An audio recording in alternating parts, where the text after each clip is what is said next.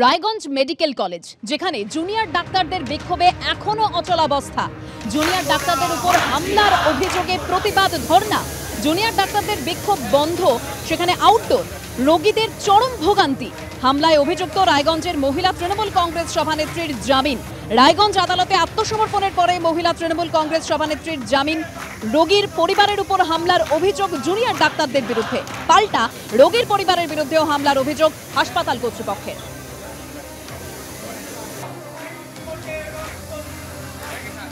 আমাদের অনেক serious patient, দু তিনটাকে আমি নিজের চোখ দিয়ে দেখলাম, একটা আবার সমস্ত এখানে ডেট করে যায়। এখানে এমার্জেন্সিতে কোনো ডাক্তার নাই, অক্সিজেন লাগারও কোনো ব্যবস্থা নাই, এরকম পরিস্থিতি হয়ে গেছে। রুগী ঠিক মতো দেখছে না, রুগী ঘায়ল হয়ে পড়ে আছে, ডাক্তার নাই। এখন দেখছি এই অবস্থা খুব বাজে। জুনিয়র ডাক্তারদের বিক্ষোভে এখনো রায়গঞ্জ মেডিকেল কলেজে অচলাবস্থা। জুনিয়র ডাক্তারদের উপর হামলার অভিযোগে প্রতিবাদ ধর্ণা। জুনিয়র ডাক্তারদের বিক্ষোভে বন্ধ রয়েছে আউটডোর পরিষেবা। চরম ভোগান্তি রোগীদের। হামলায় অভিযুক্ত রায়গঞ্জের মহিলা তৃণমূল কংগ্রেস সভানেত্রীর জামিন এবং পরিবারের উপর হামলার অভিযোগ জুনিয়র ডাক্তারদের বিরুদ্ধে, পাল্টা রোগীর পরিবারের বিরুদ্ধেও হামলার অভিযোগ হাসপাতাল কর্তৃপক্ষের। আমাদের 24 ঘন্টা অতিক্রম হয়েছে। 24 ঘন্টা অতিক্রম হলেও আমরা আমাদের পুলিশি ব্যবস্থা বা পুলিশি প্রশাসন থেকে কোন রকম আমরা কিছু পাইনি, বা আমাদের ওপর নেগোসিয়েশন বা কিছু কোন রকমই কিছু হয়নি। আমরা কোন রকম আশ্বাস পাইনি।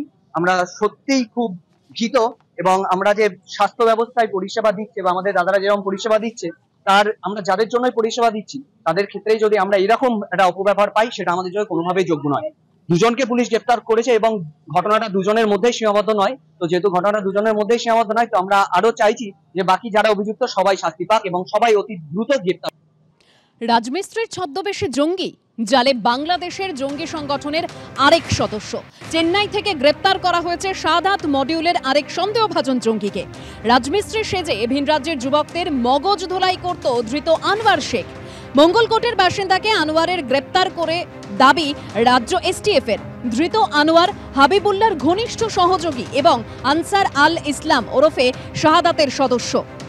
শাহাদাত মডিউলের খোঁজ পাওয়ার পর কাকসা থেকে প্রথম হাবিবুল্লাহকে গ্রেপ্তার করা হয়। এরপর হাওড়া স্টেশন থেকে হাবিবুল্লাহর আরেক সহযোগী গ্রেপ্তার।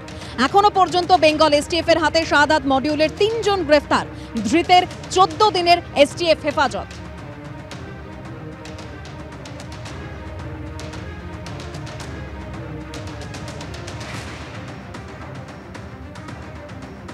কালকে হঠাৎ করে ফোন করেছিল বিকালবেলায় পুলিশে, হঠাৎ ফোন করেছিল পুলিশে, ফোন করে আমাকে বলছে তোমার স্বামীকে ধরে নিয়ে চললাম, এটাই বললো।